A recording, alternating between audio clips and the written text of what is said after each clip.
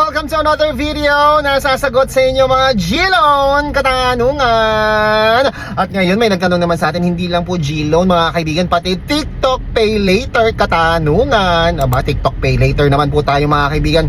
Ang kanyang tanong, meron siyang 2,000 pesos na available credit limit sa kanyang TikTok Pay Later. Alam niyo naman yung TikTok Pay Later, di ba? Yung TikTok Pay Later, ano po siya, isa siyang parang G-credit, no?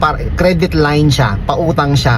Pero magagamit mo siya pambili ng mga commodities, parang S-Pay Later, Lazada Pay Later. Ito naman TikTok Pay Later. Order ka ngayon, tapos installment babayaran mo siya kay TikTok, no? So, ngayon meron daw siya available 2,000, pero bakit kaya hindi daw niya magamit ang kanyang TikTok Pay Later?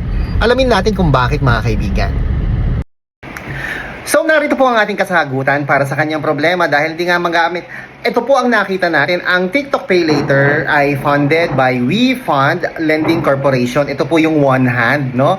So kung ayaw mo ng one hand, ito one hand po yung nag-operate o yung nagpapautang o yung provider po ng TikTok Pay Later, one hand, no? Yan yung WeFund Lending Corporation. Common reason bakit hindi magamit yung inyong TikTok Pay Later. May mga kaibigan din akong ganyan eh. Actually, si Ate Nenet, ganyan din yata yung kanyang case, no?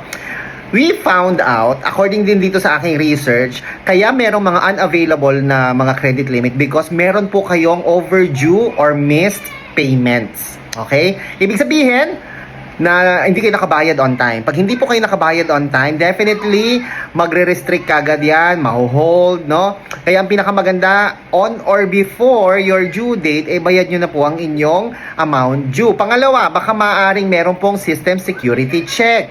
System security check, maaring binlock po niya ang inyong account for security reason. Usually, ito po yung ginagawa nila kapag merong unusual account activity, kapag yung TikTok Pay Later po ninyo ay pinapa-convert ninyo sa cash, no?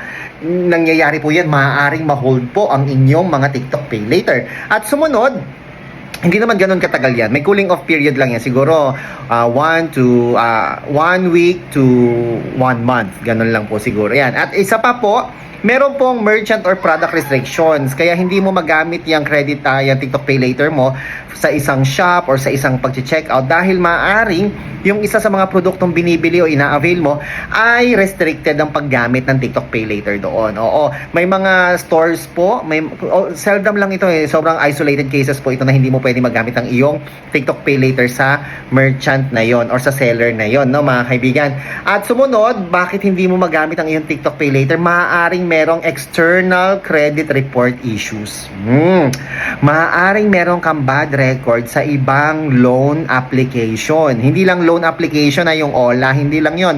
Maaaring meron kang past due sa Lazada Pay Later, meron kang bad record sa Shopee Pay Later, meron kang bad record sa Bilis, G-Credit, ano pa ba, Skyro, Home Credit, no?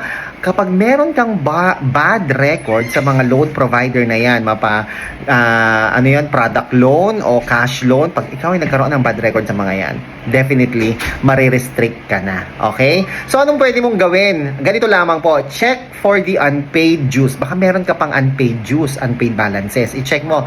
Click mo lang yung, pumunta ka doon sa all statements, tapos yung repayment log, check mo. Baka meron kang kailangan bayaran o baka may past due ka. Bayaran mo na yun, isettle mo na yun.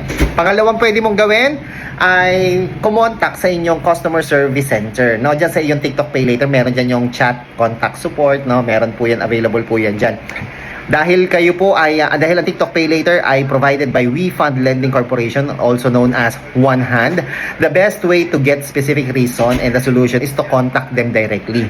I-chat nyo na po sila, bakit kanyo hindi ko magamit ang aking TikTok Pay Later, okay? Naku, magpapasko pa naman po mga kaibigan, kaya this is the best time na magamit ang inyong mga TikTok Pay Later at magbayad on time. At kung kailangan ninyo ng cash convert, meron kayong G-Gives dyan for a limited time only today, no? Pwede kayo magpa-trade sa akin gamit ang inyong G-Gives into cash, okay? So kung meron kang G-Gives dyan, i-convert na natin yan into cash. I-click mo lang yung link found in the comment section sa baba, no? Makipag-chat ka sa akin, makipag-video call ka sa akin para hindi ka ma-scam, ha? Video call, always makipag-video call para hindi kayo ma-scam. Ako po si Chico, enjoy the rest of the day and God bless po.